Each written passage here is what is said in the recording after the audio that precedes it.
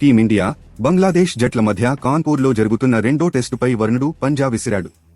తొలి రోజు ఆట వర్షం కారణంగా అర్ధంతరంగా నిలిచిపోగా, రెండో రోజు ఆట పూర్తిగా వర్షార్పణమైంది. కాన్పూర్లో ఎడతెరిపిలేని వర్షం కురుస్తుండటంతో గ్రీన్ పార్క్ స్టేడియం చిత్తడిగా మారింది. దాంతో ఇవాళ ఆటను పూర్తిగా రద్దు చేస్తున్నట్టు మ్యాచ్ రిఫరీ ప్రకటించాడు. కాగా ఈ టెస్టు మ్యాచ్లో టాస్ గెలిచిన టీమిండియా బౌలింగ్ ఎంచుకోగా, మొదట బ్యాటింగ్కు దిగిన బంగ్లాదేశ్ వర్షంతో నిన్న మ్యాచ్ నిలిచిపోయే సమయానికి తొలి ఇన్నింగ్స్లో 3 వికెట్లకు 107 పరుగులు చేసింది.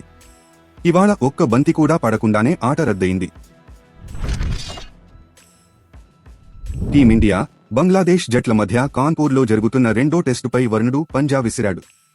తొలి రోజు ఆట వర్షం కారణంగా అర్ధంతరంగా నిలిచిపోగా, రెండో రోజు ఆట పూర్తిగా వర్షార్పణమైంది.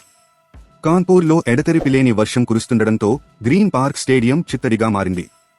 దాంతో ఇవాళ ఆటను పూర్తిగా రద్దు చేస్తున్నట్టు మ్యాచ్ రిఫరీ ప్రకటించాడు. కాగా ఈ టెస్టు మ్యాచ్లో టాస్ గెలిచిన టీమిండియా బౌలింగ్ ఎంచుకోగా, మొదట బ్యాటింగ్కు దిగిన బంగ్లాదేశ్ వర్షంతో నిన్న మ్యాచ్ నిలిచిపోయే సమయానికి తొలి ఇన్నింగ్స్లో 3 వికెట్లకు 107 పరుగులు చేసింది. ఇవాళ ఒక్క బంతి కూడా పడకుండానే ఆట రద్దయింది.